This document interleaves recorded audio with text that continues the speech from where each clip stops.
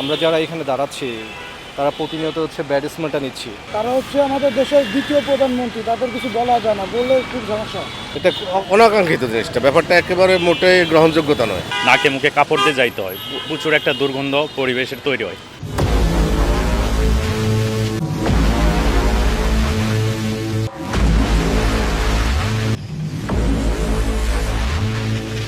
রাজধানীর ব্যস্ত পান্থপথ কলাবাগান সড়কের পাশে ময়লার ভাগাড়। সেখান থেকে ছড়ানো দুর্গন্ধে প্রতিনিয়ত অস্বস্তিতে পড়ছেন পথচারী ও চালকরা। ময়লার ভাগাড়ের পাশ দিয়ে চলাচলের সময় দুর্গন্ধে নাকাল হতে হচ্ছে তাদের। অভিযোগ, দীর্ঘদিন ধরে এমন পরিস্থিতি থাকলেও কার্যকর সমাধান মিলছে না।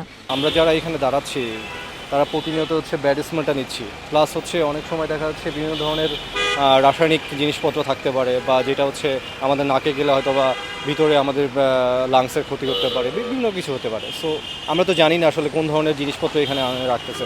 যেহেতু এটা আবর্জনা বজ্র, অবশ্যই এটা হার্মফুল। সো এটা অবভিয়াসলি হার্ম করতেছে আমাদের। সাধারণত আমরা এখানে যারা পথচারী আছে তাদের বেশিরভাগ আমাদের এখানে হাঁটতে সমস্যা হয়, কারণ গন্ধে দেখা গেছে যে আমাদের কারো যদি শ্বাসকষ্ট বিষয় থাকে তারা সাধারণত এফেক্টেড হতে পারে এই বিষয়ের উপরে। তো সাধারণত এই জিনিসটা আমলে নেওয়া উচিত, আমাদের সিটি কর্পোরেশনের এই জিনিসটা খুব ভালোভাবে আমলে নেওয়া উচিত, যাতে এতে খুব তাড়াতাড়ি সমাধান হয়ে আসে। এটা আমরা সুস্থ থাকতে পারি, আমাদের সমাজ সুস্থ থাকে। ছোটো বাচ্চাদেরও তো অসুবিধা হয় এবং আমরা বিভিন্ন রোগে এমনিতে আক্রান্ত থাকি, এই জিনিসটা আরও বেশি আমাদের এই সমস্যা করবে। খুবই গুরুত্বপূর্ণ একটা রোড। এই রোডে যদি এরকম একটা ময়লার বাগার যদি থাকে, তার ভিতরে তারা তো মনে হয় উল্টা পথে আসে, তাদের তো কিছু বলাও যায় না। তারা আমাদের দেশের দ্বিতীয় প্রধানমন্ত্রী, তাদের কিছু বলা যায় না, বললে খুব সমস্যা। আর বৃষ্টি হতে এখানে হাঁটা চলাতে সমস্যা। আর গন্ধের কথা যে বলতেছে, নিঃশ্বাস নেওয়ার মতন না। তো এটা এখান থেকে সরাসরি সবচেয়ে বেস্ট, কারণ আমাদের জনগণের জন্য এটা একটা দুর্ভোগ। এই রাস্তাটা হাজার হাজার মানুষ আপ ডাউন করে। আমার মনে হয় এটা সরাসরি সবচেয়ে বেস্ট। এটা অনাকাঙ্ক্ষিত জিনিসটা, ব্যাপারটা একেবারে মোটেই গ্রহণযোগ্যতা নয়। এইরকম মহাসড়কের পাশে ময়লার বাগান, এটা একটু নিরিবিলি জায়গা, জনশূন্য স্থানে হলে অনেকটা ভালো হতো। দুর্গন্ধ ছড়াচ্ছে, রোগ জীবাণু বের হচ্ছে, ভিতরে যাচ্ছে নিঃশ্বাসের সাথে। আমি দেখি যে অনেক জায়গায়, শুধু এই জায়গায় না, ঢাকা শহরের অনেক জায়গাতেই রাস্তার পাশেই ময়লার ব্যবস্থাপনা, যে সিটি কর্পোরেশন এই ব্যবস্থাটা করছে, যার কারণে দেখা যায় যে এখানে ময়লার স্তূপ জমে থাকে, একটা দুর্গন্ধর একটা পরিবেশ হয়। আমি এই পাশ দিয়েই যাওয়া আসা করি, তো বরাবরই আমি দেখি এই জায়গাটা যারা নাগরিক চলাচল করে তারা এই জায়গায় স্বাভাবিকভাবে যেতে পারে না, নাকে মুখে কাপড় দিয়ে যাইতে হয়, প্রচুর একটা দুর্গন্ধ পরিবেশের তৈরি হয়। আমি মনে করি এই জায়গাগুলো যদি একটু কোলাহল মুক্ত জায়গাতে যদি এইগুলা শিফট করা যাইতো, তাহলে মনে হয় জনগণের ক্ষেত্রে সেটা ভালো হইতো। এক্ষেত্রে দেখা যায় মেইন রোডের পাশেই যেহেতু আমরা এই ময়লার আবর্জনাগুলো স্তূপ করে রাখি এবং এগুলো থেকে দুর্গন্ধ ছড়ায়, যার কারণে কিন্তু স্বাভাবিকভাবে যে নাগরিকগুলা হাঁটা চলাচল করে তাদের অনেক কষ্ট বা বিঘ্ন হয়, বা পরিবেশটা দূষণ হয় আর কি। যারা অপারেট করে তারাও ঠিক মতো এগুলা প্লেসমেন্ট করে না, দেখা যাচ্ছে রাস্তার উপরেই দাঁড় করে রাখছে। সো রেগুলার আমরা হ্যাসেল ফিল করতেছি। প্লাস আপনি দেখেন, আপনি যারা এখানে দাঁড়ায় থাকে বাসের জন্য দাঁড়ায়, কারণ যেহেতু এটা সিগন্যাল, এখানে সবাই এসে দাঁড়াবে। তো তারা সবসময় এটা ফিল করে যে একটা ডিসগাস্টিং একটা প্লেসের মতো লাগে। আর আমাদের যখনই নাকের ভিতরে যারা দেখবেন যে এখানে কেউ দাঁড়াচ্ছে, ওখানে কেউ দাঁড়াচ্ছে, বাট ওয়েট করতেছে সবাই, তো সবাই হ্যাসেল ফিল করে। এটা আমরা প্রতিনিয়ত ফেস করতেছি। এরকম যদি সিস্টেমে থাকে তাহলে তো এটা অবশ্যই এটা পরিবর্তন করা উচিত।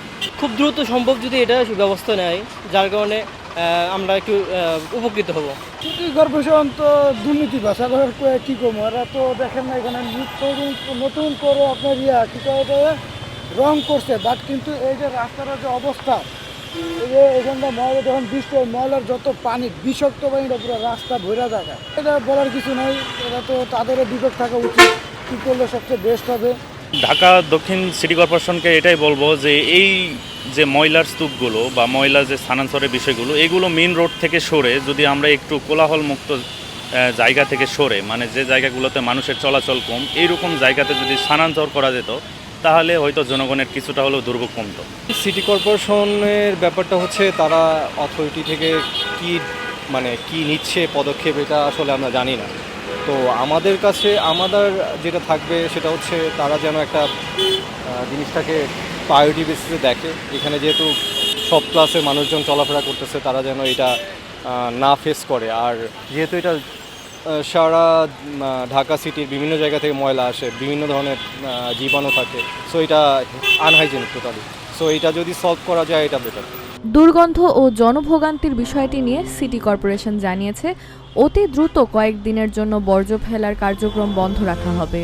এ সময়ের মধ্যে প্রয়োজনীয় ব্যবস্থা নেওয়ার কথা জানিয়েছে কর্তৃপক্ষ।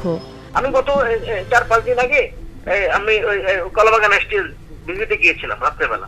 তখন আমার নিজের কাছেই আমার এরকম অস্বস্তি হয়েছে যে নিচে তো পানি, আমি ফুটপাতের যেহেতু একটা অংশ ফুটপাতের ওদিক দিয়ে ক্রস করে মানুষের জন্য অনেক কষ্ট হচ্ছিল। তো ওই তখনই আমি নির্দেশনা দিয়েছি জরুরি ভিত্তিতে এটা। পরে আমি এসে আমার সুপারিনটেন্ডেন্ট ইঞ্জিনিয়ারের সাথে কথা বলে সে বললো স্যার আমরা কিছু প্রসিডিউরাল ইস্যু আছে, এগুলি করে প্ল্যান করে আমরা আশা করছি আগামী 7-10 দিনের ভিতরে আমরা এটাকে একটু কাজ করবো এখানে, যেন মানুষের যাতায়াতে কোনো কষ্ট না হয়। ওই যে ওখানে ওই যে পানিটা আছে না, ওই যে আপনার এসটিএস এর বাইরেই ওই জায়গাটা আনইভেন অবস্থায় আছে, রড বেরিয়ে আছে, তারপর আপনার সিমেন্ট গুলি ভেঙে গেছে। ওইটাই আপনাকে আমরা আশা করছি আগামী সপ্তাহে হয়েছে কি যে একটা এসটিএস এর ধরেন এটা কার্যক্রমটা যদি টেম্পোরারি বন্ধ রাখি, আরেকটা এসটিএস এর উপর প্রচন্ড প্রেশার পড়ে যায় আর কি। বাট এই কারণে আমরা একটু প্ল্যান প্রোগ্রাম করে করতে হয়। তো এটা আমরা আশা করছি আগামী শুক্র শনিবারে আমরা এটাকে শিফট করে অন্য জায়গায় মলা করবো, যে 7-10 দিনের জন্য এসটিএসটা বন্ধ থাকে। ওই সময় আপনার সামনে যেন পানিটাই যে মানুষের যে অস্বস্তিটা কেন হচ্ছে, যে ওটা থেকে যে পানিটা বের হয়, এই পানির দুর্গন্ধটা থেকে অস্বস্তিটাই হয়। তো ওই পানিটা যেন আপনার প্রপারলি বের হইতে পারে, ড্রেনেজ সিস্টেমটা যেন আরো প্রপার হয়, ওইটাই কাজটা আমরা করবো ইনশাল্লাহ। আশা করছি আগামী 7-10 দিনের ভিতরে আমরা এই কাজটা করতে পারবো। ওইটা করলে হয়তো আরেকটু ডিসিপ্লিন আসে। তবে সাময়িকভাবে বন্ধের পাশাপাশি দীর্ঘমেয়াদে কার্যকর বর্জ্য ব্যবস্থাপনা নিশ্চিত করা জরুরি। পথচারী ও চালকদের প্রত্যাশা, দ্রুত ব্যবস্থা নিয়ে এই দুর্গন্ধ ও ভোগান্তির স্থায়ী সমাধান করবে সিটি কর্পোরেশন।